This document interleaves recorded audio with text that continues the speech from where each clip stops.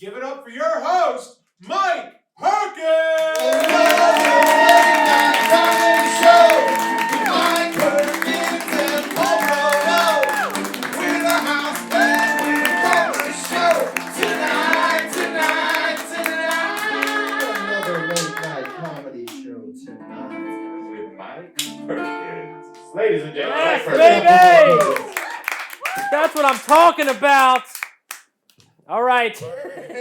Got very quiet right when we got up here. What's up, guys? Get up for yourselves. We're coming. Come on. This is another late show tonight.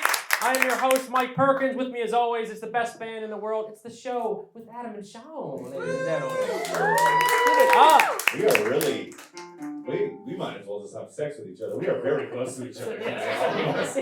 Usually I'm like, give it up for Adam and Sean. But right now I'm like, I'm not even them. Like, Jesus Christ. give it up for Adam and Sean, ladies and gentlemen. We are close. We are close tonight, babe. We're packed in. We are upstairs. This is Loft Ensemble, so give it up for the best theater company in the world, ladies and gentlemen. Also with me, as always, my partner in crime, it's Mr. Paul Brodo, ladies and gentlemen. How you making out, Paul? You doing good, baby? Yeah, I've been doing pretty good. Been on the upswing. Okay, upswinging. Upswing. Were you on a downswing? Did you break up? No, I haven't broken up. Things have just been continuously going up. So I just There you go. at some point it's going to swing back down. There you go. That's a Paul Raw Dog Brodo, everybody. Always the opposite. Raw dog Brodo. I actually broke up with my girlfriend. Oh, nice. Congratulations. Yeah. So that's an upswing, you know? It was a downswing for a while, but it was an upswing, you know what I mean? It is what it is. So, it got dark a second. Can we turn these lights up a little bit, by the way? Do we know how to do that? This just got more awkward in the beginning. It just got more awkward in the beginning. I like this. This is a good. Anyway, this was the silence that I had for the past couple weeks since me and my girlfriend broke up. Yeah. Actually, the set we're on right now from Loft, they just finished a show called Katrina here at Loft Ensemble. They do like stage productions and stuff, and actually took place in a hospital. Yeah, it wasn't a mental hospital, because if it was, my ex would be here, so. Too much? Too much? Oh! I thought that was her shooting me. Oh, shit! Now the lights are up, baby! Now the lights are up. So, Mike, what's going on in the world? So what do you guys think? You want to start this monologue, baby? Also, thank you so much. This is a great turnout for another late show tonight, ladies and gentlemen. Give it up for yourselves. Thank you so much. We have an amazing show tonight. We have a special guest. Reem Edan is here, ladies and gentlemen. Give it up for her. We also have a special guest, Kindred Throats, our musical guest tonight, ladies and gentlemen. We also got some of the best up-and-coming comedians in the world are here to do some comedy for you guys tonight, ladies and gentlemen. But what do you think? You want to start this monologue right now? What do you think, baby? It's like a burst, and then it just Impress me. Impress me now. God damn it. So this Monday is National Polar Bear Day. Yeah, which is really just his birthday, because he's the only polar bear left because of global warming. So if you guys could wish him a happy birthday, that'd be great. So just happy birthday to him. He has no friends at his birthday party because of global warming. Aww. And his girlfriend just broke up. With him. There we That was go. worse. Yeah. I think my ex is dating the polar bear now. I think that's what happened. That's what's going on.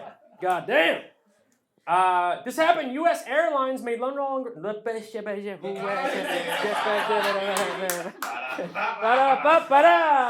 want it? Yeah. We'll put it on.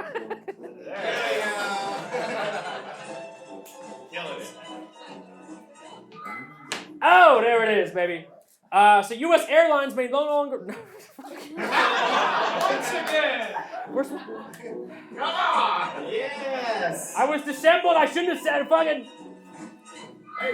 Oh, baby, there it is. Okay, check it out. So, U.S. Airlines may no longer require airplane mode on flights after European regulators determined it is unnecessary. Yeah. But they did say that if you don't put your goddamn tray table back, I'm going to crash this plane into a goddamn fucking mountain, and we're all going to fucking die! So put your tray table up! But you can keep your phone on, not the plane mode. Don't need to change it. This was a crazy thing that happened in the air. A pilot thought that his flight instructor was just pretending to take a nap, when really he had a heart attack and died. Yeah, and if you're looking for these same great deals on flights, go to spirit.com. Get that same type of travel. That's what you can do. Any couples in the crowd tonight? Nice. Single people here. That's why everybody was fucking quiet at the top. Well, start introducing yourselves. Yeah, well, this is a dating game now, so. Somebody's getting a hand job. What's your name? How do you like? All right, hey. We're all fucking close to each other. We're all close, man. Did you see someone's getting a hand job? I just kinda snuck that in. Someone's getting a hand job. That's happening. We're so close in here. So someone's getting a hand job. It's like we're all getting a hand job. You know? This got so weird at the top. This is the weirdest we ever started the show. Just talking about fucking each other and hand jobs. And it's Ash Wednesday right downstairs. We're going to hell. God bless. You know what I mean? Holy shit. That's why I'm sweating. I think Satan is just going to hurt it. It was, well, any couples that are out there, it was stated that couples who bang together stay together longer. Yes. Yeah. Because it's always nice to have someone there to half the overdraft fee with you, so. Cool, no one gave a shit about that either. I'm going to wipe my fucking head on this one. This is probably why I'm sweating, because I've been eating healthier, guys. I have been. I've been eating a lot healthier because it was said that eating 2 burgers now is healthier than eating 1 burger with a side of fries. Yeah, this study founded by newly acquired Dr. Ronald McDonald. I did burn some calories last night, though, guys. Because, you know, sex burns about 5 calories a minute. Yeah, and let me tell you, I lost about 25 calories last night. Lost about 25. All right, it was 10, but it was count. Maybe a hand job in the crowd tonight. You might lose some calories. It's even weirder now. It's even weirder. It's working out. It's working out. It's working. Like, you were with us last night. You didn't have sex last night. I know. You burned 0 calories. You were with us the yesterday. whole night. Yeah, but that show rocked so fucking hard that I burned some calories in the crowd, baby. I got a hand job from all 300 people that were there. At the belly up, and I was belly up. I was like, hey. Okay, that was just for you guys. And Thank you. no one else. All right, here we go. A county in Pennsylvania is now mailing residents free condoms to combat the rocketing STD rates. Yeah, so ladies, if you're looking to hook up, just gotta wait 2 to 3 business days. Gotta play it safe. Gotta play it safe, baby. New studies have found that using a GPS rather than real maps may lead to brain haze and could cause dementia. Nice. Yeah. Nice. Nice. Nice. Yeah. Nice. You know? I forgot the rest of that joke. It's just I got here on time though. I got here. I didn't write the rest down, but I got here and just put it in my GPS. A movie theater in New Jersey is hosting a Bring Your Own Baby matinee screening. Bring your own baby to the movies, yeah. Perfect day for the family, and a horrible one to find out that you're really not the father. So wait, I can't get in? It's not my baby? I want to go see the... All right. You guys have babies? You got babies in the crowd? You guys are awesome. Give it up for yourselves. Come on, give it up. Give it up. It's such a burst, and then it's like, this is a theater company, but it's a comedy show. You know what I mean? So let's fucking get the energy up, baby. Come on. Get it up. There it is, baby. Paul Brodo, ladies and gentlemen. Give it up. New studies have shown, for the fellas, guys, this is for the fellas, all right? This is for the fellas. New studies shown that the average human penis length has increased over 24% over the last 29 years. Yeah, very nice. Very nice. Very nice. Finally a positive attitude towards inflation, though, you know? Finally a positive thing. Gas prices might be up, but you know what else is, too? Come on, guys. There it is. This was a crazy article. A man in India who says he is sexually attracted to inanimate objects has revealed he is currently in a committed relationship with a bunch of balloons. I'll read that again. He's in a committed relationship with a bunch of balloons. Yeah, his friends comment by saying, we wish he never did take that job at Party City. It's been a downswing ever since. Unlike Paul Brodo, because he's on an upswing, baby! That's what I'm talking about. Vaping has been linked to erectile dysfunction. Yeah, studies find that nothing really happens to your penis. It's just vaping itself makes every single person hate you.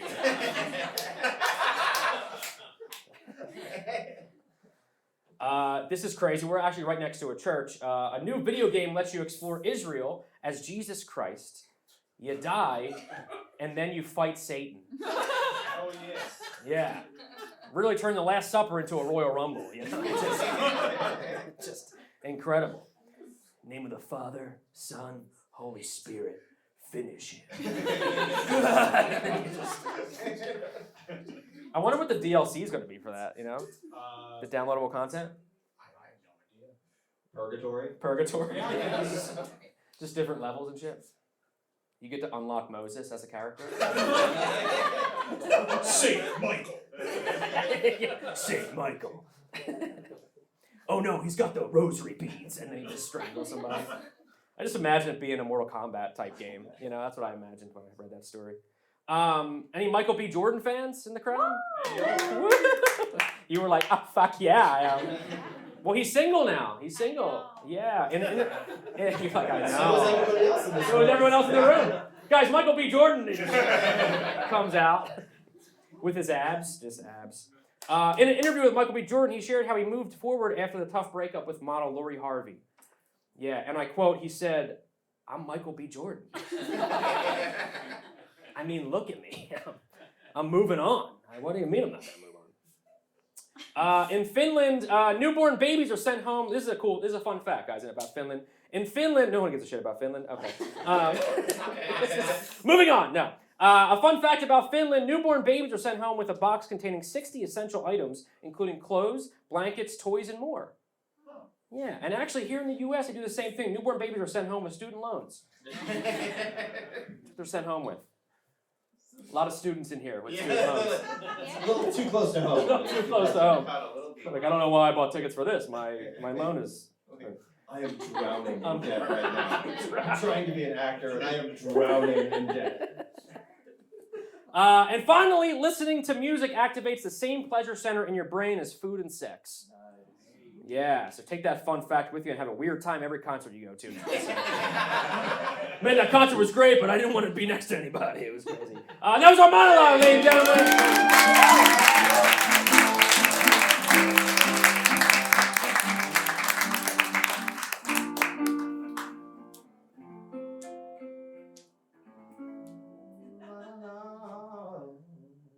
Guys, thank you so much for coming to another late show tonight. That was our monologue. We've been doing this show for almost 3 years now, guys. Yeah, 3 years, baby. Yeah, actually, it's more than 3 years now, right? Fuck, we've been doing it like 17 years. We've been doing the show for 17 years. And I always do that same joke about the one you guys didn't laugh at. But thank you so much. Now they laughed at it. All right. But a staple of this show that we've done every single month is this next segment. Come on, I need you guys to get very loud. Okay, this guy's one of our best friends of the show. He's been here with us since the beginning. I need the energy up. I need very clap. Come on. And get it going. From my man, Move to the Hell with Reem McDaniel.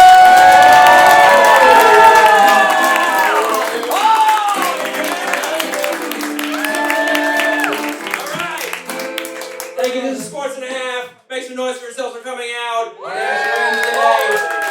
Past the believers, non-believers yourself. Nice work. Well done. Very good. This is second round of sports, but you don't need to know anything about sports. Just to know, you need to know how you feel about what I say. So if I say something that you like, I want to hear your cheer. Let me hear your cheer. Let me cheer. If I say something that you don't like, I want to hear you boo. Boo. Yeah. And if I say something that you have no emotions about, I want you to sack up and get some feelings. Yeah! Feelings! This is Sports and a Half. Let's go! Right. Here we go. Andy Reid.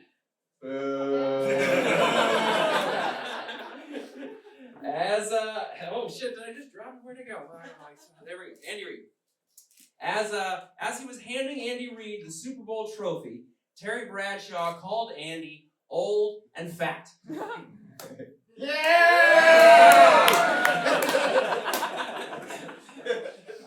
I see. Okay, so here's the thing. I don't like this because this is like the greatest moment of his career, the greatest moment of his life. He'd just come back, had vengeance against his old team, right? And you insult someone in front of millions of people in the greatest moment of their career. I don't like it. Boo. Yeah.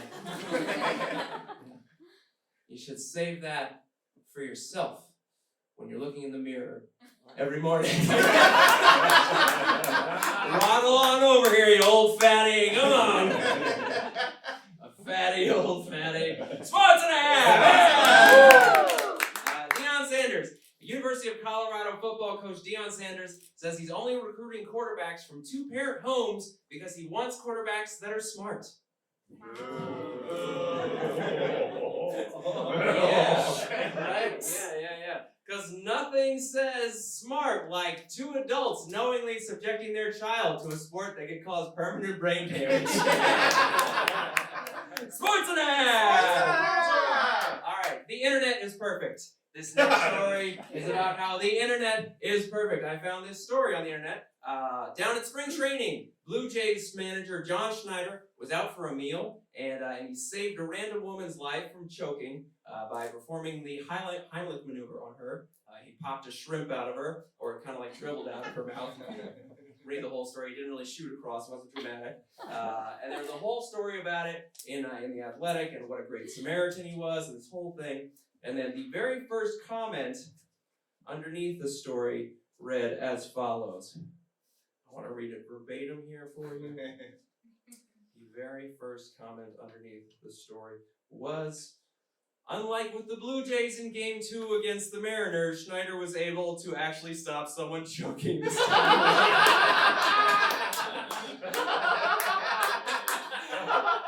internet is perfect! Sports and a half. All right, Tiger Woods. You guys hear this big Tiger Woods story last week? Yes. You did? Yes. Yeah, this is interesting. So Tiger Woods, he was golfing, partnered up with one of his good friends, Justin Thomas. He outdrove him, means he hit the golf ball further than him. And then as they're walking away from the tee, in order to mock his friend and belittle his friend, he handed him a tampon.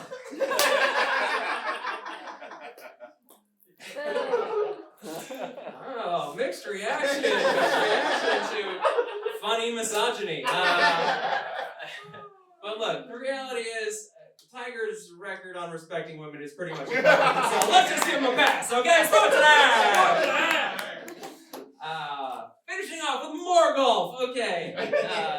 The Saudi-backed Live Golf Tour has announced that it is going to allow golfers to forego pants for shorts. Yeah. Yeah! Woo! Liberation! Woo! I'm all for it. This Saudi-backed golf league. What they say, the road to free and fair elective democracy is paved with golf shorts. If you want them to treat LGBT people as humans, it begins with shins. If you would like to see the government that blamed 9/11 on Hussein, we're gonna need to see some sap in his veins. You guys, I can go all day, but I won't. Let's just say yay for liberation, sports, and a half!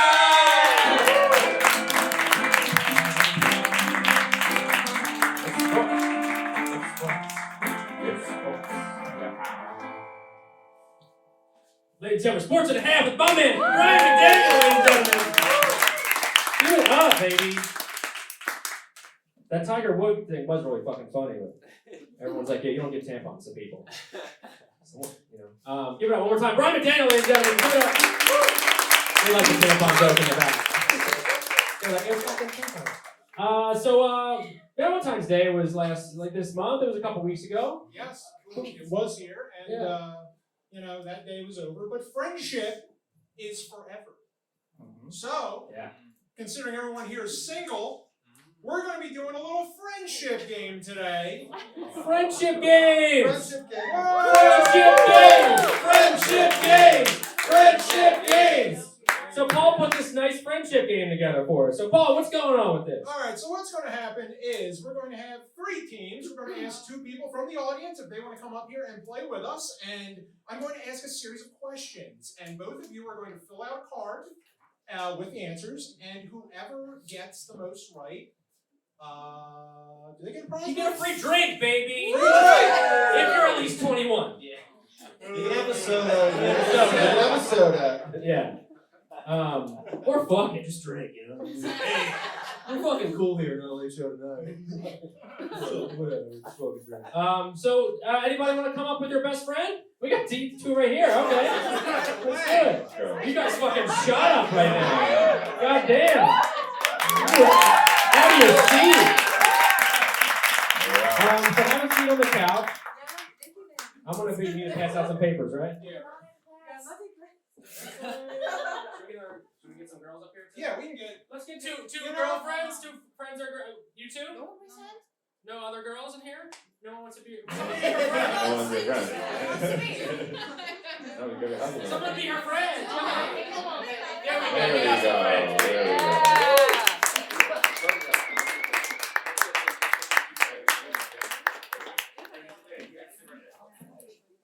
Okay, cool. So, take one of those. Adam and Sean. I think they're gonna win. They've been best friends for a long time. Me and Paul got them. We've been friends since what, 2004? No, we're longer than that. We're like 20 years. They're also 20 years. You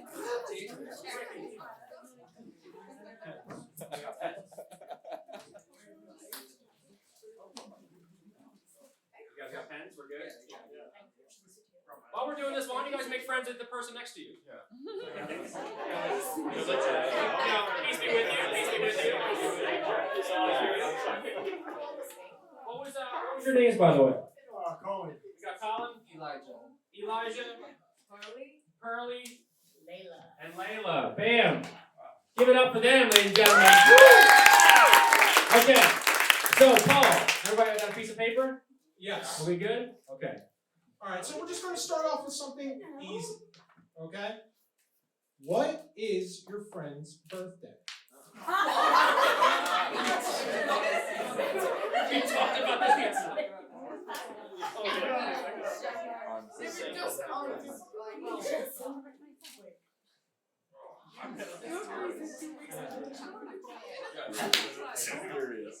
Such a simple question. Just take it. It's Sean's birthday. I don't. Really? I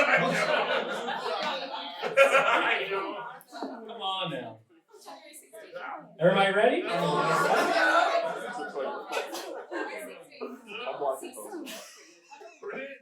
And don't cheat. Nobody cheat, okay? Nobody cheat.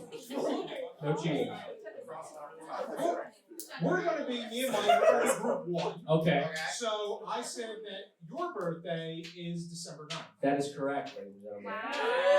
So now we get 1 point for that. And Yes. now, what's my birthday? Your birthday is December 18th, 87. I even put the year in. Man, we even got that already. Best friends for 20 years, ladies and gentlemen. Alright, so group two will be Adam and Sean. Alright, Adam, when's my birthday? I just said September 3rd. That is incorrect! The band's breaking up. Is it in September? It is in September, the 21st. Okay. Ah, he got it. Alright, you guys got 1 point. And we're going to have group three right here. All right. Elijah and Colin, you said? Colin's birthday is February 1st. Is that right? Yeah, that's correct. Yeah. Alright. Well done. What's Elijah's birthday, Colin? Definitely May 10th. No? Okay, and the final group. The strangers. I put Layla's birthday as January 12th. What? Well, she gets it free because we just celebrated it. I don't know her birthday because she never told me. So, I mean. Just No, I guess. I guess I was like, when was it? August. It's August 17th. See, you can make friends here in LA Show tonight, ladies and gentlemen. Look at that. Okay. That was a miracle. August 16th. I love it. It's like, well, I think you're a Pisces, and I think, well, because of the sun and the moon, it's going to be August 17th. Okay, cool. What's the next question, ladies and gentlemen? Next one. Next question is also pretty easy, but maybe not. What is their favorite movie? Oh, fuck. I'm sorry. So many. There is one, Mike. Do we need to write? We never spoke If you know it, you can. Should I write mine? No, he should write what yours is. and you should write his. All right. I'm ready. Are you guys sharing movie references right now too? All right. Mike, I'm saying your favorite movie is Back to the Future. He's right. He knows me. He knows me. Back to the Future. Which one? The first. The first, number one. Gotta be number one. What about me, Mike? You get so many. I put Star Wars. That is wrong. God damn it. What is it? Kingdom of Heaven. Kingdom of Heaven. It's a great movie. Ridley Scott, 2005. Stacked cast. I've never even seen that. You never told me that. Yes, I have. We're gonna talk about this later. You gotta watch the director's cut. Kingdom of Heaven. Okay. Okay. All right. Group We 2. got I wrote Rudy. That's correct. Okay. And I wrote Freddie Got Fingered. And I wrote that shit down right Baby. I wrote it. Wow. Good shit. How do I watch it right there? How do I watch it?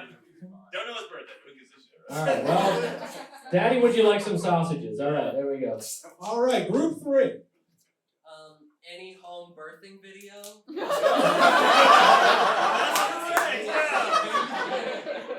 My own personal. Do we have a clip? All right. Any home birthing video. I just wrote The Shining. It is The Shining. What? All right. Yeah, Okay. we're gonna lose this, so. Leila, I wrote A Star is Born. No, but I Okay. have a movie. Okay. I don't have a favorite movie, so you wouldn't know what. What did you write for me? I'm curious about that. Any Indian movie. God damn! God damn!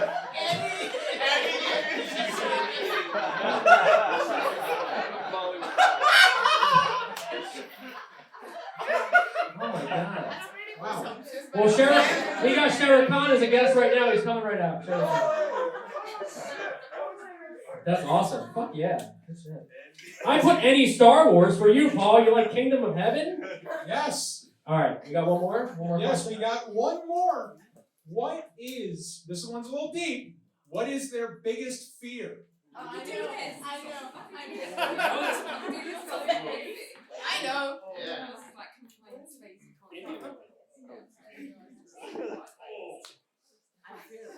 I ever told you my biggest fear.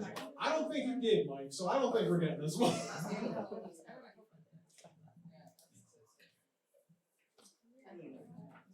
I don't even know what my biggest fear is. Let me get deep for a second. What's my biggest fear? I had many fears. All right, I got one. Well, I got a lot of fears. I'm looking at the fucking stars like, what are my fears? for you, Mike, I wrote down drowning. You mentioned water before. Yeah, well, I'm kind of like, I was, in my mind, I don't want to lie, like these two were. But I'm just kidding. I was thinking heights. I'm not a big heights fan anymore. Okay. That's like a big fear of mine, you know? What about, Jesus, Kyle. I mean, I put for you, though, being underwater, like deep underwater, like drowning, so. yeah, that's also wrong. I don't like spiders. Oh, spiders. Okay. Yeah. I feel like when we're together, we don't have fears. We can face the world, Paul. That's the power of friendship. All right, Adam and Sean, you guys, I wrote The Ocean. That's not correct. I did put loneliness in there. That would have been closer. I put for you something bad happening to your daughter. That would be for sure. Wow, okay. Got Okay. deep, got deep. Yeah, that got deep for a got second. deep. What about All right, group three. group 3? I said late night comedy shows. Me too, man. Me too. I went deeper. I put regret. Yeah. Yeah, lots of regrets now. Coming on Coming up stage. here. You wanna go? Okay, I said I wrote The Dark. That's right. I don't know. She had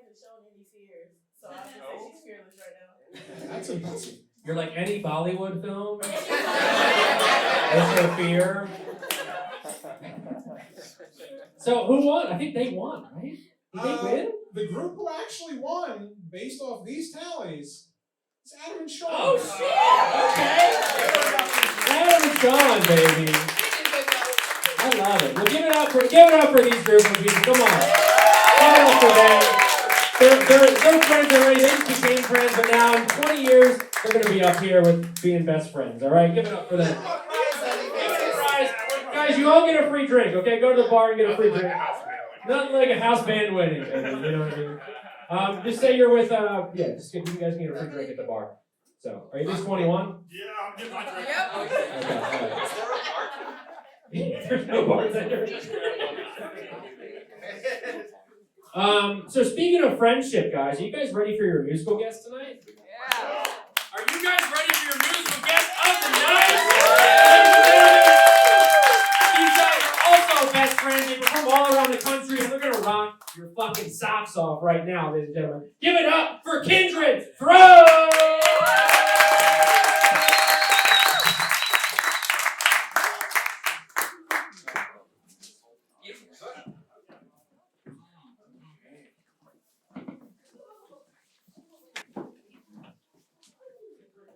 How you guys doing? Oh,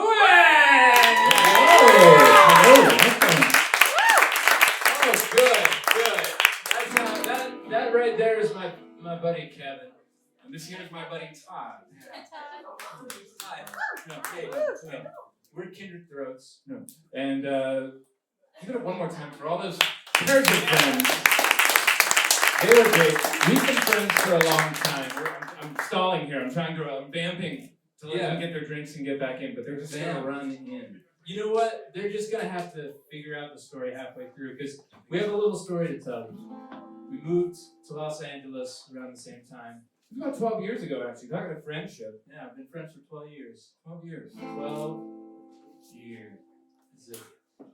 See how connected we are? We can take each other. Word. So, we got it. So this is a story of when we first moved in together. That's right.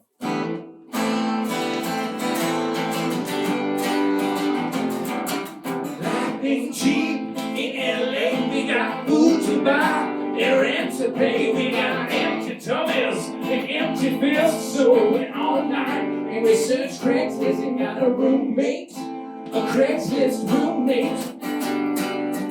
But we think that he's a psychopath. Craigslist roommate. He's got weird stuff in his room. He's got a collection of Fabergés.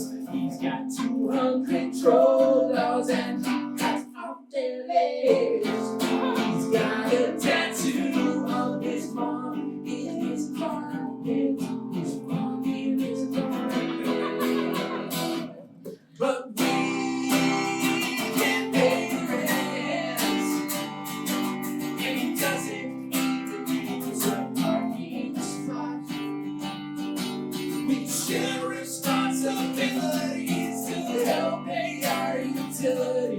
and now this creeping it's all we got. And lately he's really been overstepping the roommate boundaries. Yeah, he's not really practicing very good roommate etiquette, if you ask. Correct. And since you asked us, we'll now tell you. He doesn't like when we wash our clothes in the sink. What a creep. He doesn't smoke. He doesn't drink. What a creep. He's got a pet. He takes good care of it. What a creep. He doesn't like all the clothing we get. We did him a lot of really cool looking clothes, but since he won't wear them, nobody knows. He overreacts when he catches us watching him sleep. What a creep. All of it is weird that we were watching him sleep. Listening back, I think we might be the creeps. But he's shying away from our kindred throats. We just love him so much. He's so cool. Super cool. I guess we need a friend. Someone who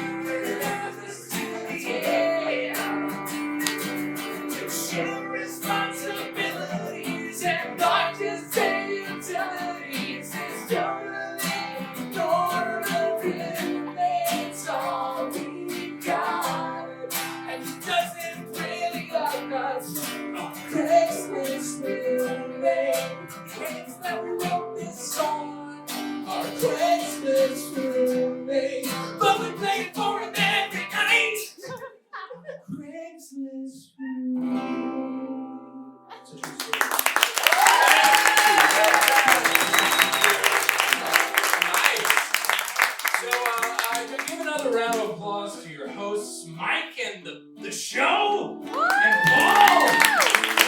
Put on a wonderful show. And we're really glad you're here too. We actually like to take advantage of a wonderful room of people like this to get a little feedback. Isn't that right? Yeah, we like to think of it as a bit of a focus group, if That's you right. will. Yeah, Mike, think of yourself as a focus group. But we'd like to focus out of the entire group entirely on you, sir. You are the entire focus group. What's your name? Faji. Everyone give Faji a huge round of applause. We're going to ask you some really, really simple questions. They're harmless and very easy. We just want your honest feedback. So tell us. What do you think? What do you think? What do you think of my hair?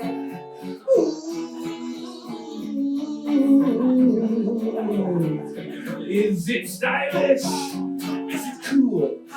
Is it all of the things that you want it to be? Oh, please tell me honestly.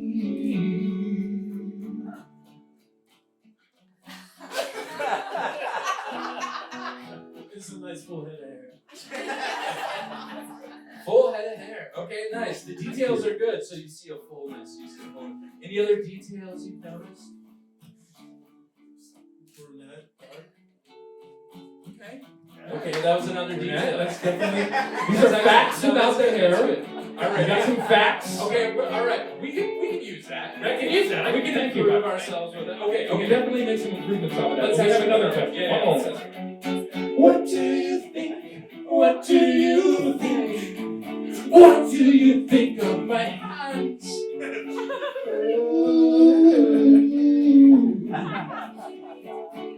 Are they small? Are they little? Are they hands of a man? Tell me, sir, it's no riddle, just please. Tell me. I think he said enough. I think he pretty much gave us a full review of the hands. They're small. They're small. Okay, great. We can work with that, and we can use that data. We can put that into our. I don't know anything else. Don't any words. Just like some words about the hands. Dainty. Okay. Yeah. Okay. That's good because now we Did you can hear go that, on to Todd? feedback. Yeah, I heard it.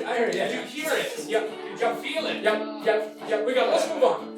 I'm showing you hand Kevin, just play the next I've been chord. showing you Move on. hand exercises. I've been doing them. All right, one more question, bud. What do you think? What do you think? What do you think of this dance? Doom-bum-ba, doom-bum-ba, doom-bum-ba, doom-bum-ba, doom-bum-ba, doom-bum-ba,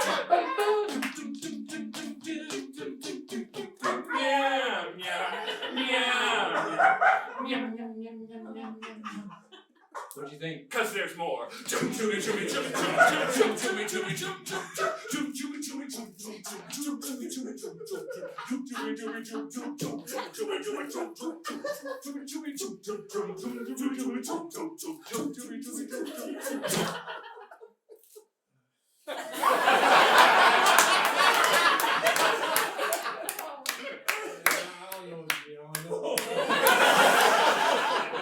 Could you tell the story we were going for with it? Like a nutcracker vibe? That's pretty good. It's the story of Amelia Earhart. Amelia Earhart. Okay, you know what? That's on us. We'll work on that. I'll try to work on the hands. So, you know what? We'd like to thank. Thank you for all your advice and honesty. A huge round of applause.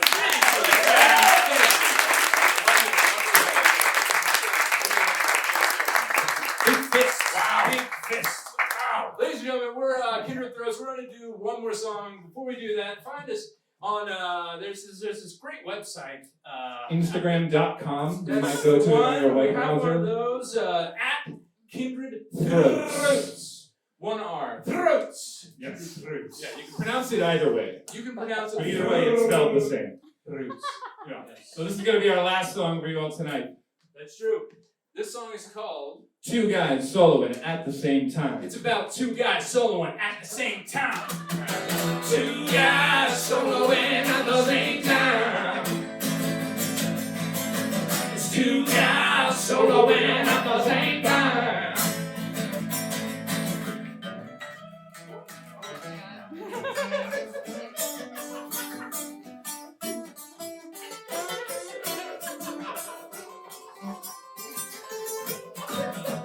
Damn, these guys don't know how to jam. There's just no give and take. Yeah, I mean, it's not like it's an impossible thing to do. Two guitars can't Oh, solo yeah. at the same Yeah, time. yeah, two guys can do it solo at the same time. But not now. It's two guys soloing at the same time. And neither one of them listening. It's two guys soloing at the same time. Yeah, the bone's trying to shine.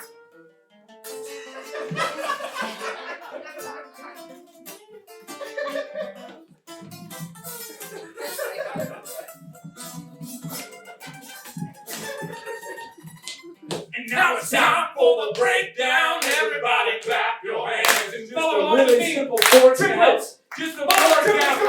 Every second, every breath, every breath. Now. Two guys doing vocal solos at the same time. Showing off their vocal prowess at the same time. Two guys doing vocal solos right at the same time. Two guys soloing at the same time. And they're on the same page. Two guys soloing at the same time. Oh, but don't they know that the solo was only in their mind? Thank you, we're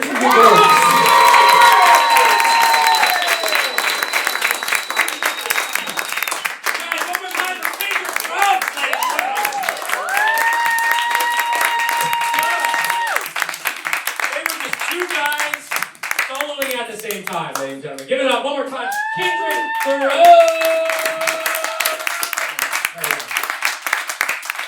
You guys ready for your first special guest comedian of the night? Woo! Woo! Yeah! Ready for the next comedian of the night? Woo! I love that. We're all around the comedy store, the improv. He's here for you guys tonight. Guys, get the round of applause going for my man, AJ Faji!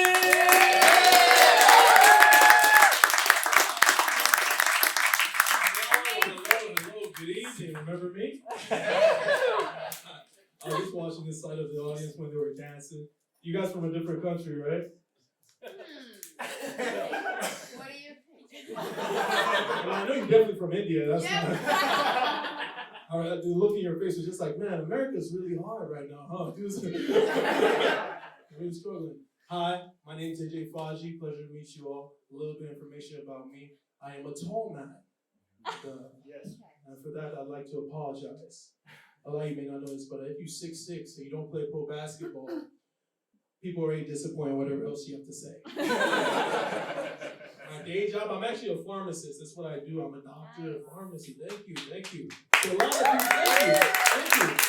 thank you. So a lot of people, I'll be a success, but because I'm 6'6", I'm just a fucking failure out here. People always tell me what to do if they had my height. Yo, Faji, if I was your height, I'd be in the NBA. But I'm my height, and I'm not in the NBA. What makes you think it'd be any different for you, Timothy? I have this homie. His name's Kwesi. He's from Ghana, and he's a piece of shit. Now, I don't know if these two things are related, but my Nigerian blood is going to assume that they are. He always says some stuff to try and get in my head. Yo, Faji. You're such a waste of height. If I was your height, I'd be walking down the street and slapping people everywhere I go. And that's when I realized that short dudes think that tall dudes live inside of World Star Hip Hop. That's what we do. About free time. The funny part about it is like I'm a very friendly dude. Like I shake hands, I kiss babies, all that stuff. I'm very friendly. But I often meet short dudes that want to put their problems on me. I walk up, try to introduce myself. Hey, how you doing? I'm Faji. Nice to meet you. Oh, he's just gonna walk up to me all tall and shit. Huh? No, bro. I'm just trying to say hi. I got a big dick too. I promise. Why? cheese. I don't understand. People always tell you about the good parts about being tall, never the bad parts about being tall. And there are bad parts. For instance, rejection. Rejection is much tougher when you're tall. Why? Because you have to lean in to receive the rejection. You have to bring your face in closer to find out she's not buying what you're selling. You have to stand back up and walk over to the other end of the club so you can kill yourself in the corner.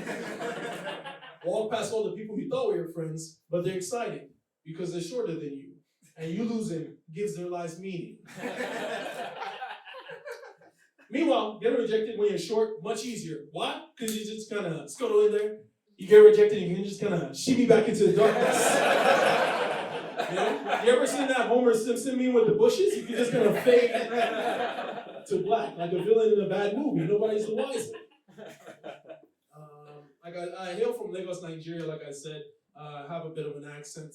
One thing I get often is, hey, Faji, you speak so well. You speak such good English. And you know, this would be a great compliment if English wasn't the only language I spoke. You know what that's like? When somebody compliments you on some shit you do in your default setting. Look at Faji, he put on his pants, he put on his shirt, look at him go. He's doing great. I moved here from Lagos, Nigeria to Des Moines, Iowa. If you guys know, thank you. Yeah, I'm Iowa. Let's go. Iowa? Yeah. What city? Oskaloosa. That never happens. Literally, been comedy 10 years. I never meet anybody from Iowa. Let's go. We'll talk after about like corn or something. No, so I moved from Lagos, Nigeria to Des Moines, Iowa. If you guys know, that's a very black place to the whitest of places. It's like I left the motherland and moved to a Margaritaville concert. Bit of a culture shock. I wanted to connect with brothers out here in America. I want to connect with black people, so I hit the barbershop trying to find the homies. One thing I didn't realize at the time, though, is that if you meet black people in America, and you black, and you different, black people will immediately proceed to roast the shit out of you. It didn't help that I was from Africa, and I was still trying to connect, but all my references were 20 years behind. I was saying stuff like, no, my brother, you don't understand. I am also down with OPP. Yeah, you know me. They kept roasting me.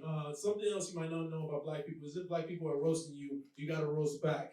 It's prison rules. Otherwise, you're the bitch for the rest of the school year, is what ends up happening. Here's the problem. They're roasting me, I have a roast out here, and I was coming back with my little village African roast, and nobody knew what the fuck I was talking about. It'd be some stuff like, look at Faji, look at his ashy ass ankles. This brother, look at him been kicking powdered donuts all night. Look at this motherfucker. And I'll come back like, look at this guy. Look at his head. It is plain to see he has the head of a Christmas goat.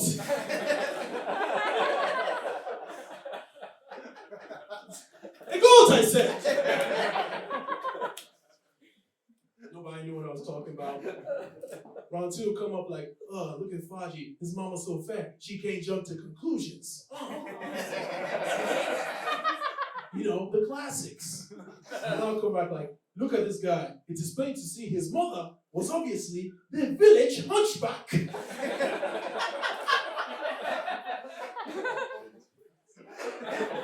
Nobody high-fived me. I died a slow death that day. I didn't realize this at the time. Sometimes you have to prove you're black, even though you're from the blackest place on earth. It's very, very confusing. Okay, two black people in here, okay. My best friend in the world is a white dude from Utah named Jesse. We grew up in Nigeria together. His parents were missionaries. That's how I came to know him. And I miss him because I don't have that guy to explain extreme white stuff to me anymore. Does that make sense? Like, Jesse was like my white Rosetta Stone, if I could summarize it. You guys. Any questions I had, any problems, anything I wanted to know about, I could just ask him because we grew up together, we're best friends, so I don't have to worry about offending him. And if I'm being honest, I feel like that's a service that should be provided to the black community. Like a hotline where brothers and Africans can just call to ask about everyday white stuff. Call it 1-800-WHITES-ARE-US. Just call on the phone like, what's good? The name's Daquan. I'm a gangbanger, a real ass nigga, and I just want to know why do white people love the X Games so much? What's that about? Why? It's just skateboards. I don't get it. What's all the fuss? then you have your white representative on the phone. Hi, how you doing? My name's Chadwick. I'm going to be answering all your questions today. What you need to understand is with the end of segregation came an influx of blacks into sports. And as a result, there was a decrease of whites in these same sports. Now, the whites still wanted to compete, but all these brothers were jumping out the gym. So, enter the X Games. Because although black people were now free, black people had never been crazy. And you need to be a little bit crazy to jump off a 70-foot ramp with nothing but cargo shorts and knee pads. You need to be a little unhinged. You know, I'm African. I think of all the questions I had when I first moved here, all the things I wanted to understand. I didn't have anybody to talk to. Like all I wanted to ask is a few questions, like calling like, hello, my name is Ajibola Afolabi Faji. And I have a question for you. I was at a fraternity party the other day, and one white passed out, and a second white proceeded to drop his pants and put his penus on the face of the first white. And my question for you is, at what point do they fight to the death? Tell me that. Who dies, the peanut C or the peanut Z? Who dies? And you have your white rep on the phone. Hi, how you doing, Skylar? Let me answer all your questions today. What you need to understand is whites in this country never underwent slavery. So what ends up happening is excess amounts of freedom. And for some reason, with straight white males, all that freedom equates to a bunch of gay stuff. I don't know why. So when you see Chad flick Skylar's balls, he's not saying, hey, I'm gay. He's saying, hey, I'm free. What a time to be alive. Hi, y'all. My name's AJ. Thank you for sharing.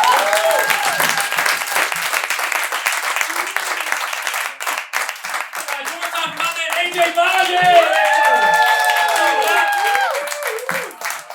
Your next comedian come out right now. She runs an amazing show called The Oaks Comedy. She does clubs and festivals all around town. Guys, get for applause going for my girl, Elena Fisher!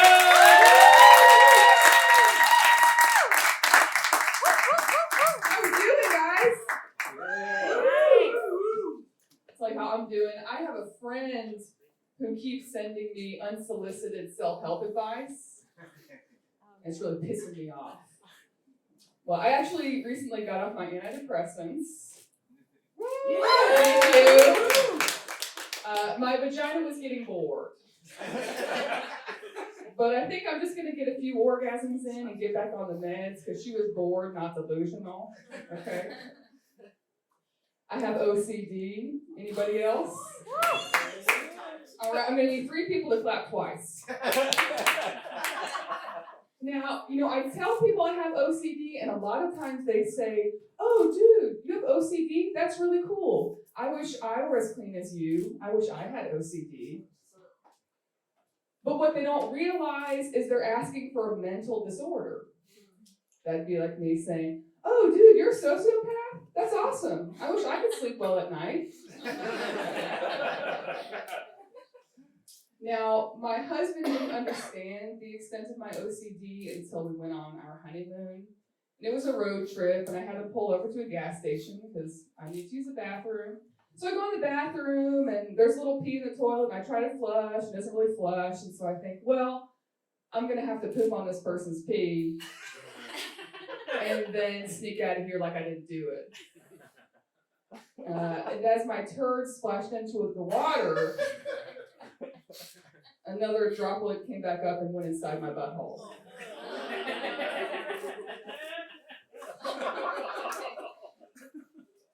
Went back to the car, my husband asked me what was wrong, and I said, look, I know we just got married, but there's something I need to tell you.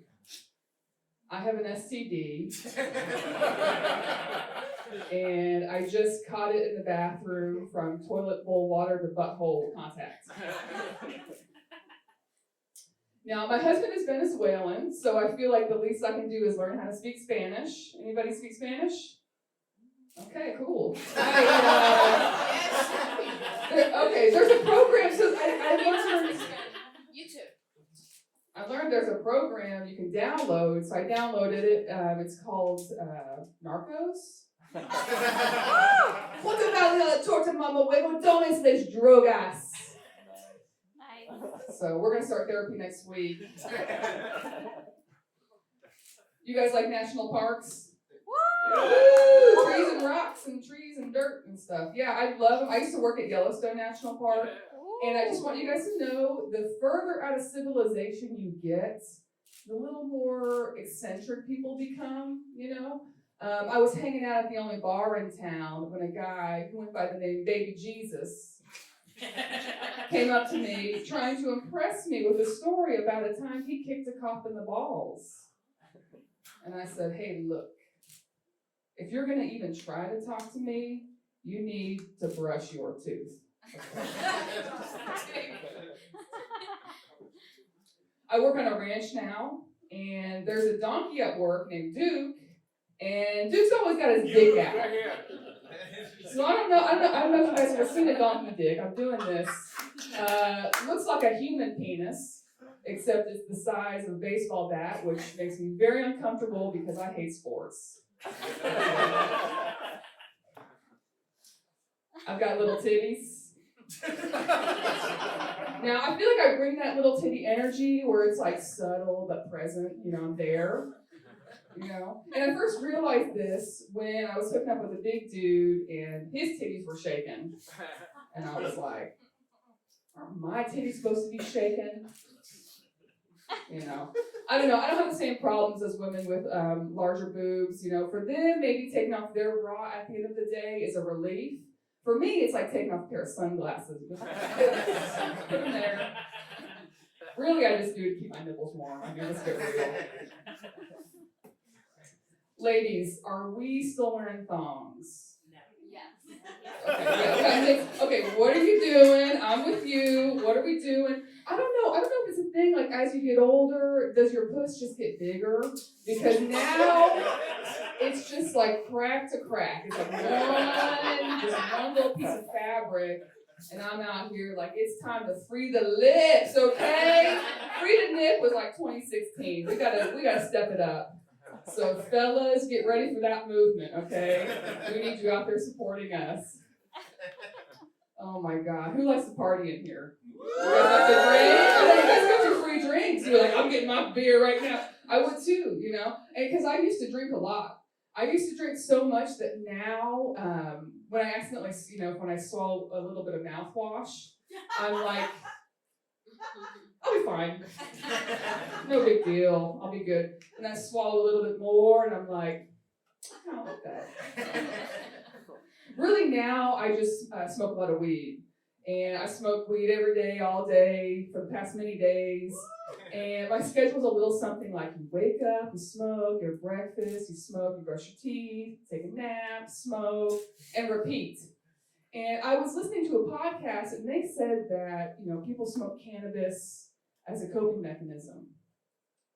Yeah, I know. Okay, that's why I only need to keep it up for 60 or so more years. Now, okay, are you guys getting any bugs in your apartment? Yeah, I know. And it's just that time, it's just like, you know, we're in a big city. I've had something in my apartment for a year and a half, and I know it's there because I can hear it chewing. No. And it's even gotten into my refrigerator. No. And I found out what it's called. It's called a cuñado. And that's Spanish for brother-in-law. My name's Elena Fisher. Thank you guys.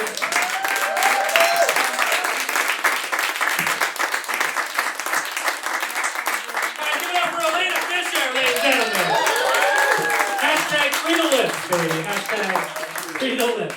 Elena Fisher, one more time, ladies and gentlemen. Give it up. The next comedian coming up right now, one of my best friends in comedy, performs all around the country. Guys, get the round of applause going for my man, Nick Wathry!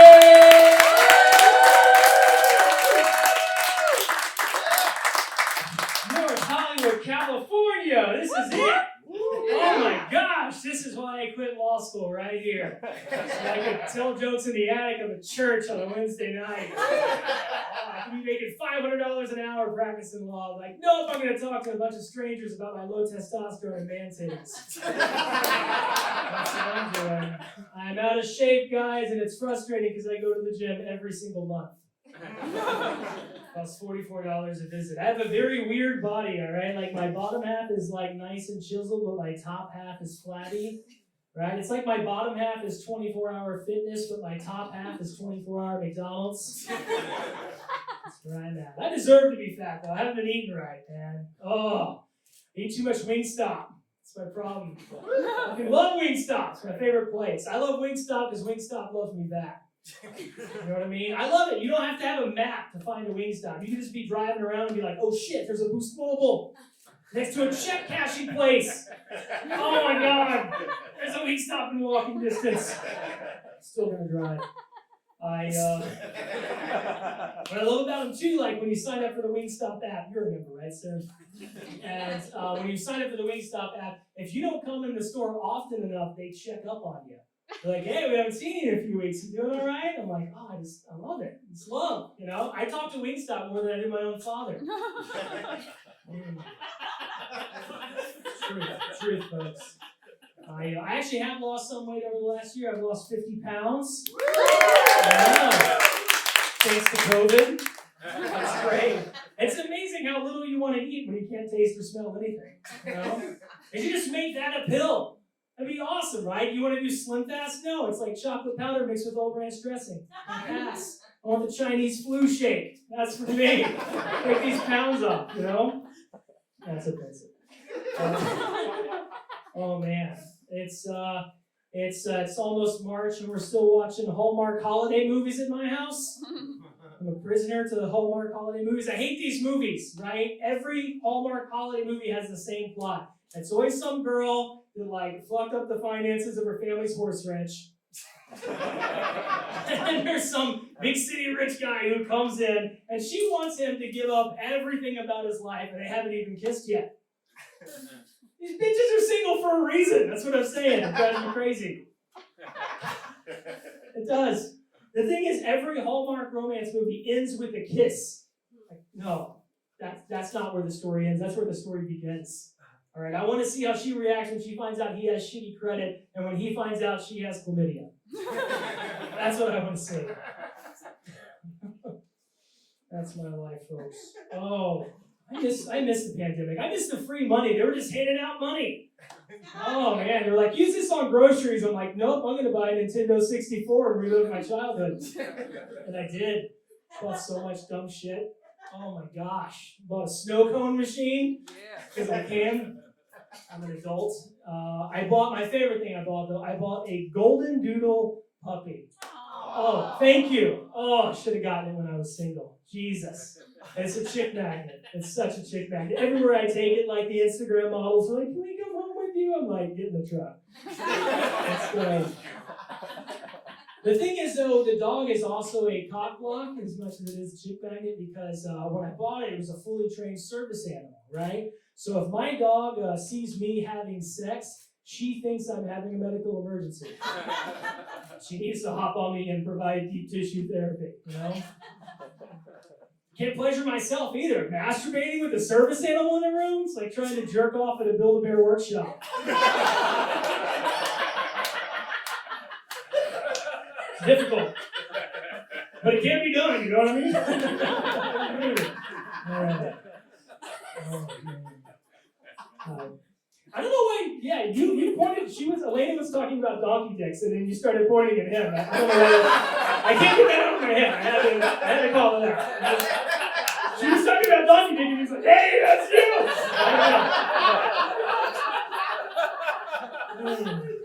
Oh my gosh. My girlfriend and I have been dating for 5 years. Everyone's trying to get us to get married now, you know? So we've been shopping for wedding rings. I have relatives trying to give me rings. My stepmom was trying to give me this ring. It was beautiful, right? It was a beautiful diamond ring. I was like, her name's Sharon. I said, Sharon, what's the story with this ring? She's like, oh, well, I got it from my mom when she died. I inherited it from my mom. I was like, oh, that's cool. So like a lawyer gave it to you? She's like, no. I pulled it off her finger. And she was dead. Wait, what? She's like, oh yeah, when someone dies, you have to call the funeral home. It takes them several hours to come to the house. So I just pulled it off her finger. I just wrapped it with dental floss and just kind of wiggled it off of there. I'm like, what? Did you YouTube that shit? I am a paranoid Catholic. I'm not going to walk down my stairs at 3 o'clock in the morning to see appliances flying around my kitchen because I got my girlfriend a ghost ring. Not going to happen. We have been shopping at other places. Went to Zales and Helzberg and all those places. Went to Tiffany's. Whew, Tiffany's, man. You gotta have fuck you money to shop at Tiffany's. They won't even customize a ring for under $100,000. I better be some pristine poon, you know what I mean? Hey, I got a trick for you guys. I don't know if you know this. You can actually go on eBay and buy the Tiffany's box, same color as the sweatshirt, and like $25, and then you can put any ring you want inside of that box, and your woman will never know unless she has the ring appraised. But if she has the ring appraised, do you want to marry her anyhow? No! Guys, my name's Nick Andrew. Thank you so much.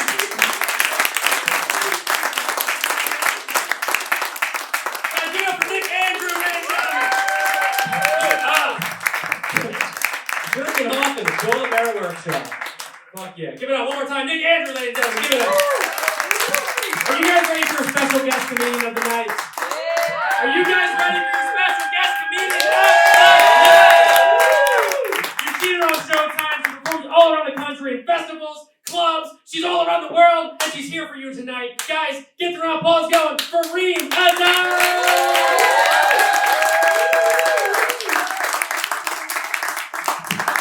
For Mike and all that energy, goddamn. Keep it. Wait, can I say goddamn in church? Sorry. Hey guys, how's it going? Okay, all right. I just want to get this out of the way. I'm ethnically ambiguous, but I do identify as a scholarship recipient. So I'm what they call racially fluid, which means you can't really tell what I am, but like you know you can't fire me, right? Now, you gotta write me up at least 4 times before we talk to Kathy in HR. I'm Iraqi. Anyone else? Cool. Do they allow us in churches? I'm not sure. I am Iraqi. My parents, I was born in America. They're from Iraq, which is why I pronounce it Iraq instead of Iraq. I've actually been there. It's a fun tourist destination. I'm not close to my family back in Baghdad. Like, to me, cousins are just the people you block on Instagram. But I was hanging out with my uncles back in Baghdad, which is a sentence you have never said before. Super sweet guys. They sat me down and they're like, you live in America, the land of opportunity. What is your dream? I was like, to be an actress. They said, change your dream. I'm a comedian. They should have been more specific. No, my family's actually pretty cool. They were even okay with me doing stand-up until they realized I was being serious. They're like, who would want to marry a comedian? I was like, you're right. I should probably do this full time. My parents, my family, they're all Muslim. I mean, I'm Muslim too. I'm half Sunni, half Shiite, full shit show. Like, I'm the kind of Muslim, like, I drink, but I don't eat pork. I don't eat pork because it doesn't get me drunk. Does that make sense? Moonshine over swine all day. All day. I actually had an ex tell me once that I had Muslim baggage. Muslim baggage. I was like, why you gotta bring TSA into this? First of all, nobody even knows what Muslim baggage looks like. We all pretend we're Mexican at the airport. Like, por favor, okay? Like, I'm Muslim, but like, I'm the kind of Muslim who pronounces the word wrong. It's actually Muslim. Like, someone told me that after a show. They're like, it's pronounced Muslim. I was like, oh shit, man. And I hate it. I hate when people correct you too when you're like trying to say the right thing and they feel the need to tell you what it actually is. Like back in elementary school, remember when you'd ask your teacher, like, hey, can I go to the bathroom? And they're like, I don't know, can you? So you look them in the eye, you fart, and they go, yes, I can. Straight up, man. Like, I'm the kind of Muslim who went to Coachella during Ramadan. I didn't eat. It's one of the side effects of drugs. Cocaine. I'll explain it later. But it's interesting, like, I am at that age where my parents are, like, asking me if I'm going to get married, right? They're, like, trying to figure out, yeah, thank you so much. Are you single? Okay. Who wooed, out of curiosity? Oh, you look married as fuck. Are you not married? Nope. Are you with the person next to you? No. You said that with such hesitation. He isn't ready. Are you guys friends? How do you know each other? We go to the same school. You guys rehearsed that answer together. I can see it. If the comedians talk to us, school, or in my language, escuela. I know the difference. What's your name? Chris. Not you. Not me? What's your name? Polly. Polly? Harley. Pearly. Oh, that's a fun name. Is that your real name? Yes. Cool. I have to ask, man. You fell Brown, man. We shorten him up. My dad wanted to be fancy. Your what? My dad wanted to be fancy. Your dad chose a very interesting. It's like almost the word pearl, but not. Yeah. Pearl E. Yeah. Made it ethnic. I see what he did there. That's. I mean, I can't. My name is Reem, which in English means to penetrate something at a high velocity.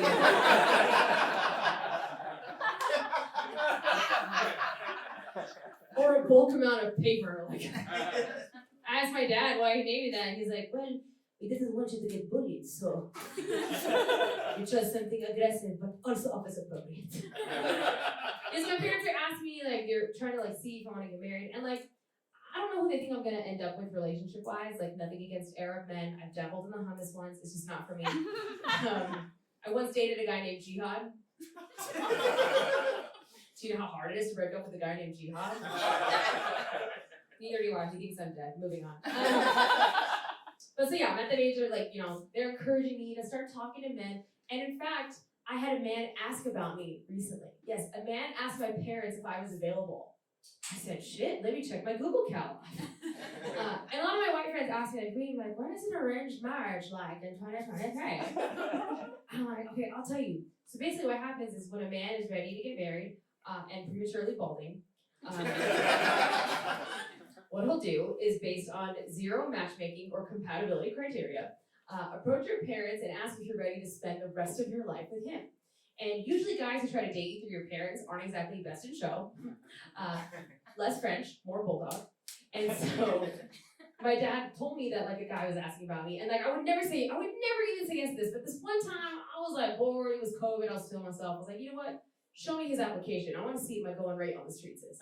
So my dad goes to show me a picture of this potential suitor, and he has it on his phone, and he holds it back here. Back here! I was like, Baba, can I take a closer look? He said, yeah, that's inappropriate. No. No. I was like, can you zoom in? He said, it's an Android. I can't. I could see this motherfucker was busted from an arm and a zoom away, guys. He was, And I asked to see another photo of him, and I swear to God, they showed me a picture of this man's degree. DeVry University. I was like, oh shit, I don't date pro bono. Although, like, his degree was, like, the sexiest thing about him. I was like, a salary, what's that like? So I said no to this guy, and then recently I found out that my mom created a dating profile for me on Minder. And if you don't know what Minder is, it's exactly what it sounds like. Muslim Tinder. Until they had to have a complete rebrand once they figured out what Tinder is actually used for. Booty calls, or in Islam, butt dials. And I found this profile of me. And it was actually, like, I wasn't mad. It was kind of cute, dude. It really was. Because, like, on this dating profile, like, under the status, it just said U.S. citizen. Not wrong, I guess. The about me just said comes from a good family. I was like, oh. And the best part of this dating profile was these pictures of me that I have never seen before. Just straight up creep shots. And I asked my mom, I was like, who took these pictures? She's like, oh, all the aunties at the dinner parties. You knew. You gotta hand it to aunties, man. They're like the OG real estate agents, right? Putting up listings without asking for permission first. Just for sale. By owner's friend. Inquire on WhatsApp. You guys have WhatsApp? You guys use WhatsApp? Dude, WhatsApp is an app made for immigrants. Even the name of it screams English as a second language. It's not what's up, it's what's up. Fuck that app, dude. It even has that function where it says where you were last seen. Like, shut the fuck up, don't snitch. What are you doing? That is like lethal with brown people. You don't tell them we were last at the library all day, every day. That's what Pearly knows what I'm talking about. We lied. Right? Pearly is married to this dude. She's still lying to her parents. It's cool. What? Oh, shit. shade at him. Okay, back to the show. So I find this profile. It's kind of cute. It's just funny to me. Like, again, I'm not mad at it. It's just funny to see the disparity of like what I think of myself versus like what my parents must think of me. You know, like in my mind, I'm this like internationally touring stand-up comedian. To my parents, I'm an adult clown with plane miles and Muslim baggage. Do you know what I mean? So I was like, all right, Mom, like, if you're gonna have this profile, you might as well like include some information about me, right? And she's like, Habibti, you are single. What else do they need to know? I was like, I don't know, like my likes and interests. She's like, great idea. I was like, bitch, do you know my likes and interests? She said, absolutely not. I don't. So I'm trying to like quiz her, right? She starts like listing off facts about me that have nothing to do with me. They're not even true. She's reaching at this point. She's like, you're outdoorsy? I was like, I eat brunch on patios. Does that count? She's like, you're good at math? I was like, I don't even remember long division. What are you talking about? She's like, you like to ski? I was like, that's code word for cocaine. What the? So I was like, all right, let me help you fill in this profile so it's more authentic to me, right? And now I'm feeding her lies. I'm just feeding her just straight bullshit. I was like, okay, all right, write down, tell them I'm an NFT dealer. She's like, NFT, that's great. How do you spell that? I was like, tell them I only date Proud Boys. She's like, Habibti, Arabs are very prideful people. I was like, all right, tell them they have to be okay with my high body count. She's like, I will help you lose weight before the wedding. My name is Reem Edan. Thank you guys.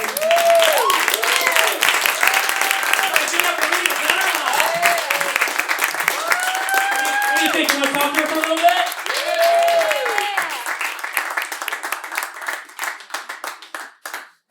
Guys, one more time. Reem Edan.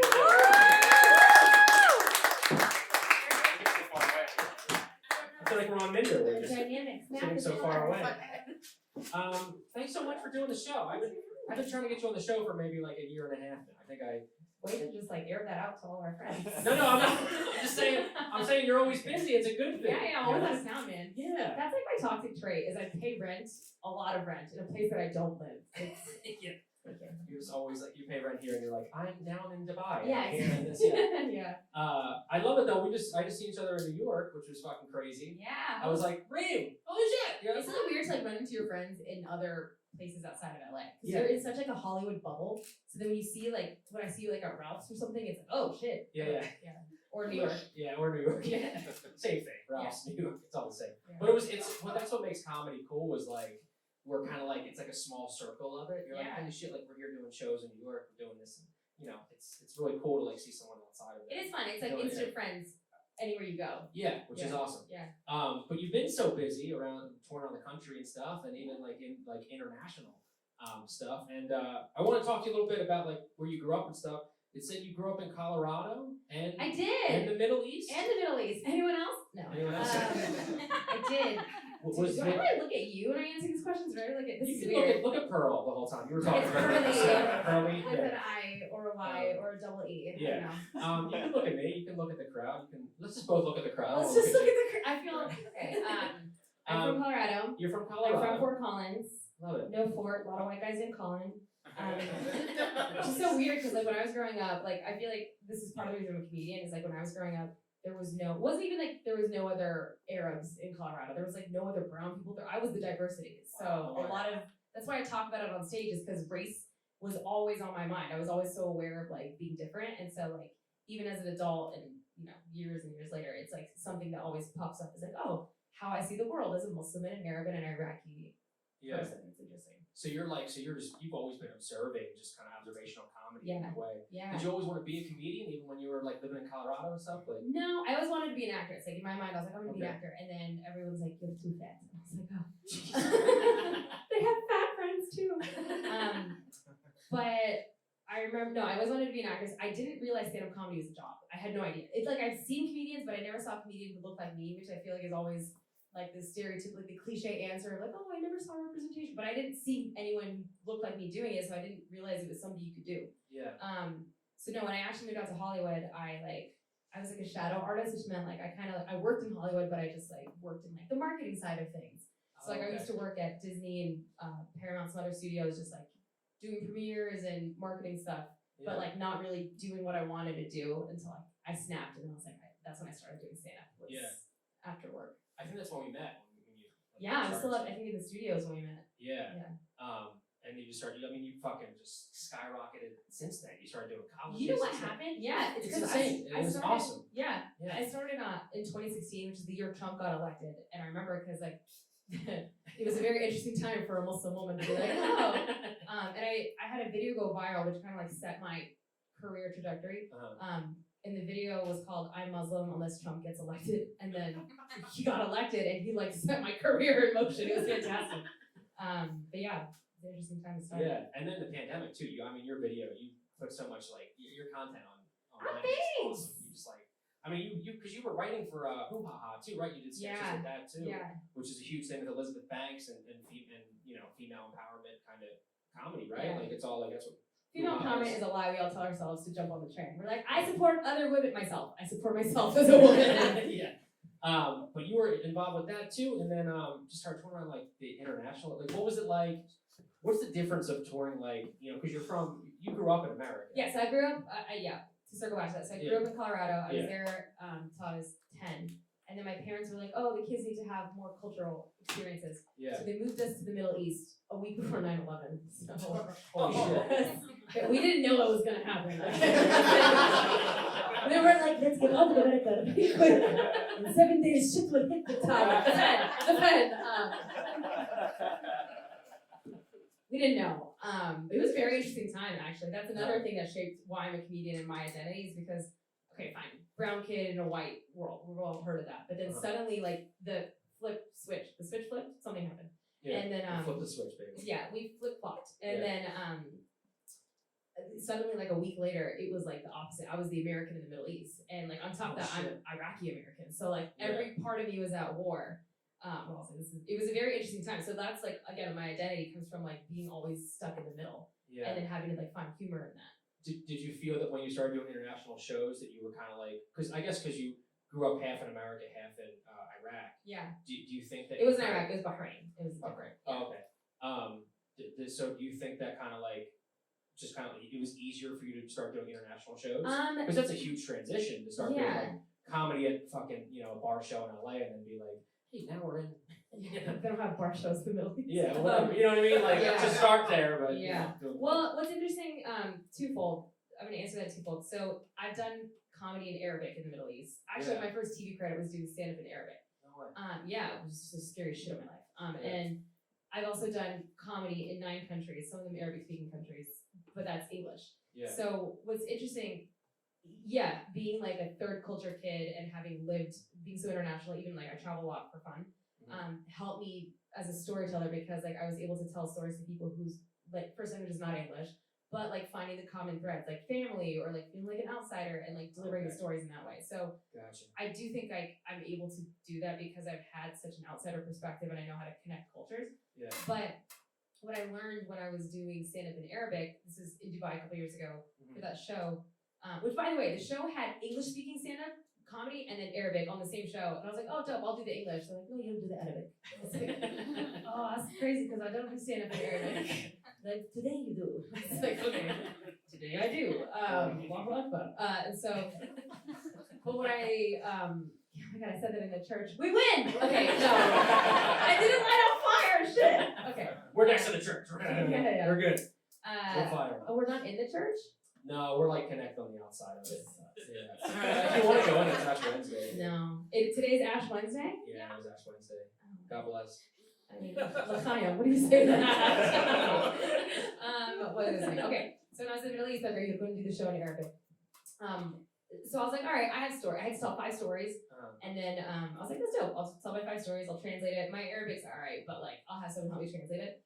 But it didn't translate. Like, you could verbally translate it, but like, the points of reference and the jokes and like the culture was so different that they're like, you're telling jokes from an Arab American perspective, but the audience watching this is Arab. They're not gonna get it. They don't get what you're saying. So like, I had to rewrite jokes and tell it in a different way, which I wouldn't have been able to do.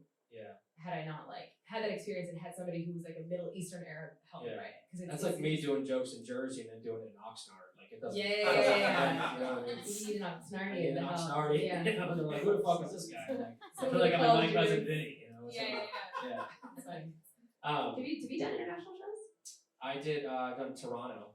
Does that count? Canada, baby.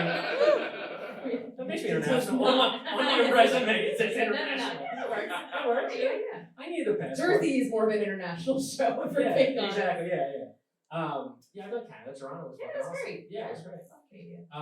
That's where like it translated a different way because they were like, "Who the fuck is this guy?" And I was like, too like I don't know, talking with my hands a lot. Oh yeah. Actually, wait, funny story. So you would think that the time that like the jokes didn't translate would be to like countries who spoke another language, but the biggest flop I had was in London.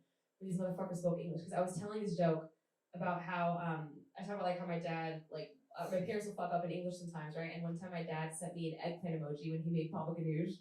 And he's like, "Come over tonight." So I was like, "No!" Great joke, right? You guys laugh. Fun fact, they don't have the word eggplant in London. They say aubergine. Aubergine. Aubergine, yeah. Aubergine. Aubergine. So for some aubergine. Yeah, I literally said, and you know when you're about to like drop your bait, I was like, eggplant emoji. And it was silent. I was Our like, son-in-law. okay, thank you so much. Security. But it was so fun because I was ready for the boom, and the boom didn't happen. It was crickets. I was like, okay. Like, all right, you guys don't like eggplants. All right. What's the? Actually, one last question. What's the hardest you ever laughed in your life? Whether you were a kid, whether it was during my monologue, whatever. Yeah. Whatever. During your monologue. Yeah. Actually, this guys, you don't have to follow me on Instagram, but watch this fucking video. It's a fart spray prank that I pulled on my parents. It's so fucking good. It's the funny shit. Yes. So there's a shortened version and the long version. And when I've never in my life watched a video just on random days, just my sister and I will sit there and watch it and I'll cry. So our Iraqi parents are sitting there, and I did the fart spray, which if you don't know, it's just the spray you get at like Spencer, and it smells like fucking death. It's the worst scent ever.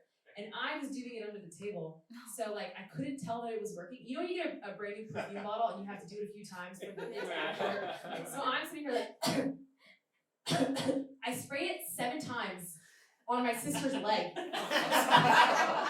and so it becomes like a lethal prank fast. And even I was like, and so and the best part, I don't want to ruin it. The best part is my dad thinks it's my breath, and so he's like deeply offended, and he's like yelling at my mom, like, "This comes from your side of the family." It's so good. My mom threw up. It was fantastic. Watch the video, man. It's so goddamn good. That's so funny. Yeah. Ladies and gentlemen, one more time, Reem Edan, ladies and gentlemen. At Reem Edan on Instagram, watch that fart spray video. It is fucking hysterical. You're the best. Thanks so much for coming. You're the best. Guys, Reem Edan, ladies and gentlemen. Are you guys ready to close this show out the only way you close another late show tonight out, ladies and gentlemen? Yeah. Are you guys ready? Come on, we want to get this energy back up, baby. Come on. Are you guys ready to close this show out with the best band you ever heard of? It's the show with Adam and Sean.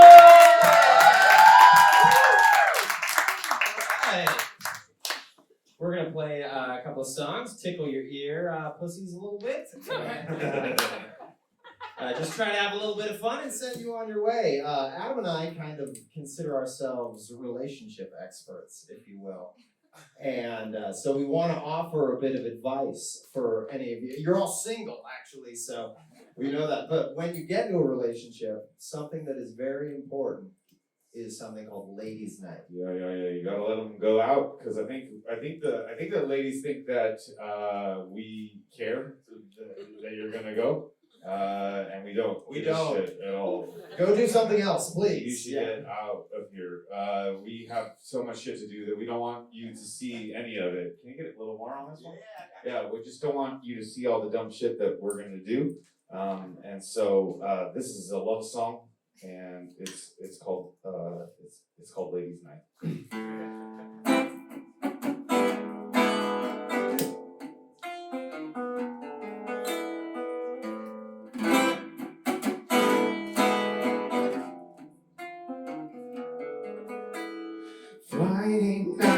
it looks like I'm alone. Just me and my thoughts and my headphones and my phone. The missus is out, it's ladies' night tonight. Gonna set the mood, so I think I'll pour some wine. Next thing I know, I'm watching porno, and I'm gonna take my time. Then the front door opens wide, and I can't believe my eyes. My wife caught me jerking off, and so did all her friends. I thought that they had left, but somebody forgot something. Oh, and I didn't stop, hey, and I didn't stop, hey, and I didn't stop in front of her friends. And I didn't stop, and I didn't stop, cause I had my fucking headphones in. I had my fucking headphones in.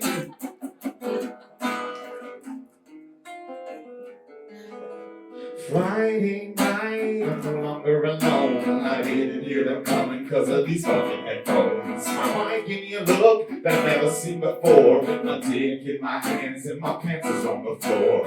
Next thing I know, everything's in slow-mo. I thought it was ladies' night. Brittany, Amy, please believe me, what happened to ladies' night? My wife and all her friends, they caught me on all fours. They looked right up my butt. I was coming on the floor. Oh, and I made a mess. Hey, and I made a mess. Hey, and I made a mess in front of friends. And I made a mess. And I made a mess. Have you ever seen so much jizz? I've never seen so much jizz.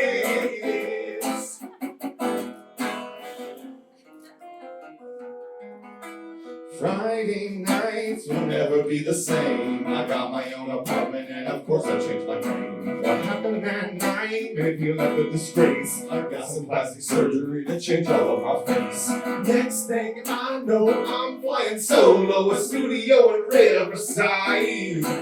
Take my word and please believe me, ladies' night ruined my life. My wife got a divorce and took all of my kids. I bought a new Corvette, and now I wear a wig. Oh, and I live alone, hey, and I live alone, and I live alone in Riverside. And I live alone, and I live alone, and it's all because of ladies' night.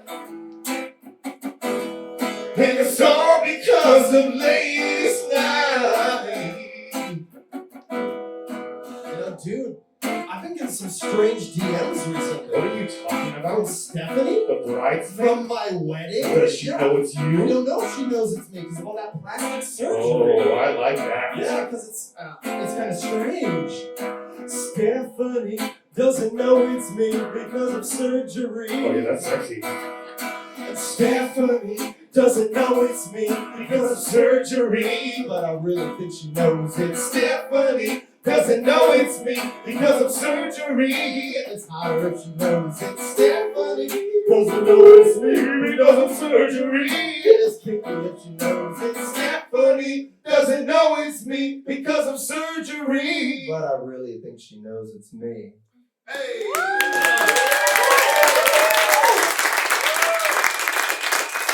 Thank you. Thank you so much. Sure. So on the way here, Adam was like, I really want to tell a story about something that means a lot. I know there's a lot of people here that are in the industry or wanting to be actors and things like that. And sometimes it's important to get in touch with yourself. So this is a confessional song.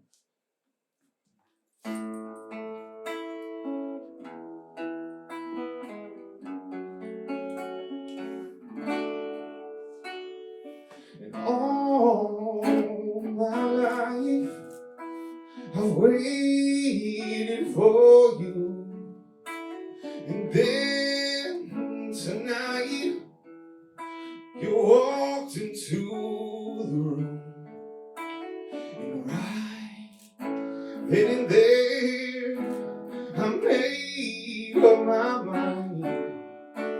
I said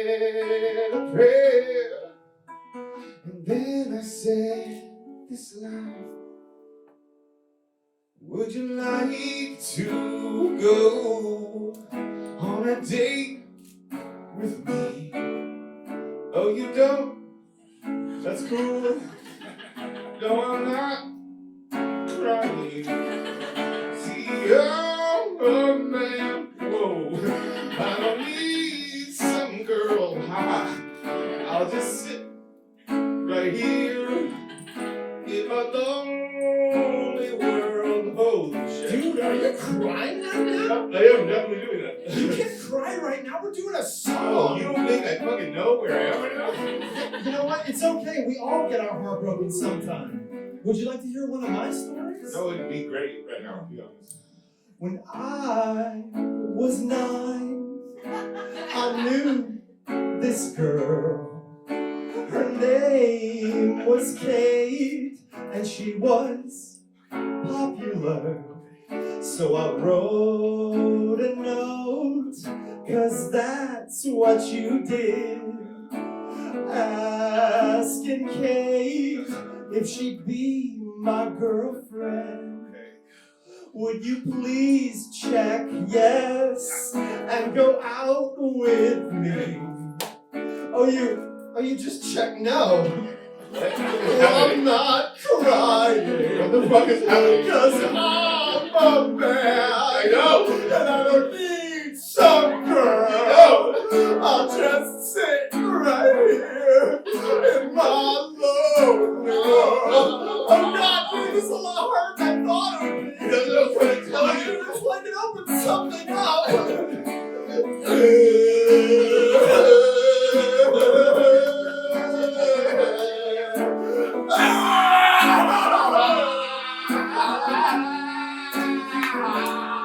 Would you like to go on a date with me? Oh, you know if that's cool. Look at me, I'm shopping. 'Cause I'm a man and I'm home alone. And I'm not okay. Pick up the phone.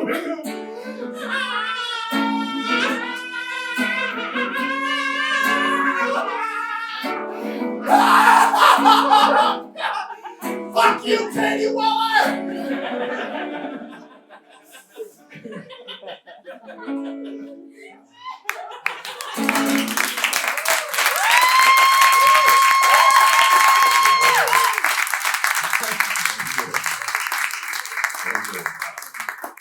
So, you're probably wondering how we got to be such an awesome band. Probably.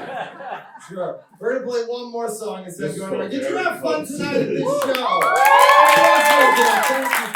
the comedians. I'm sure Michael think about you, but we wanted to say thank you as well. Thank you all for coming. This song is a true story about the history of our band. How we got started, because we're very famous, and so people are always like, "How are you so famous?" And then, "How did you get so famous?" And then we just have to tell them the true Like, story. this is the true story. This is a true story, and it's called the history of the band. Or ADD.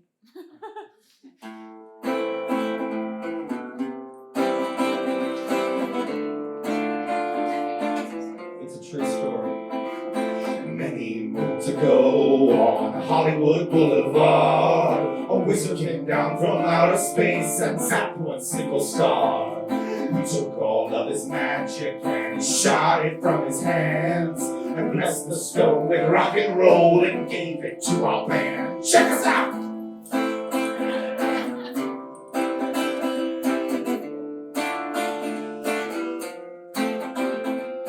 At that very moment, our first time on a stage, Greenwich Village opened mic where sometime was the rage.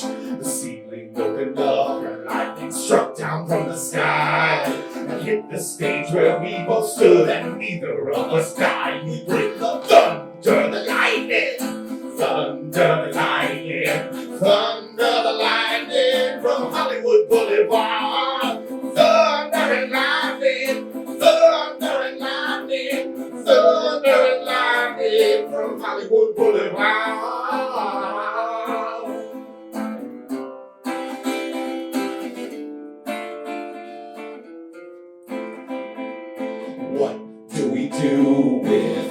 this rock and roll. We give it to you every night like jelly on a roll.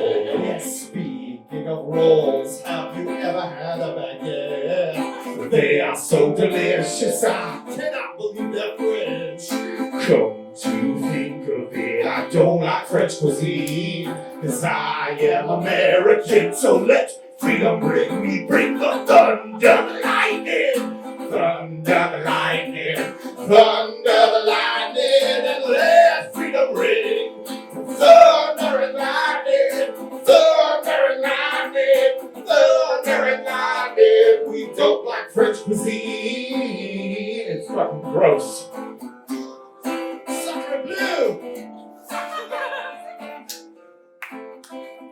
We got off topic with all this French cuisine, but all we can think about is crepes and cheese. 'Cause I like my crepes with a spread of Nutella, and I prefer my crepes with some bananas. We bring the crepes and bananas, crepes and Nutella, crepes and bananas, and let freedom ring.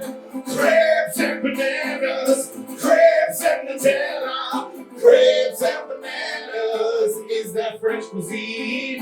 Crepes and bananas, thunder and lightning, lightning, freedom, bananas. Bananas don't sound French to me. Yeah!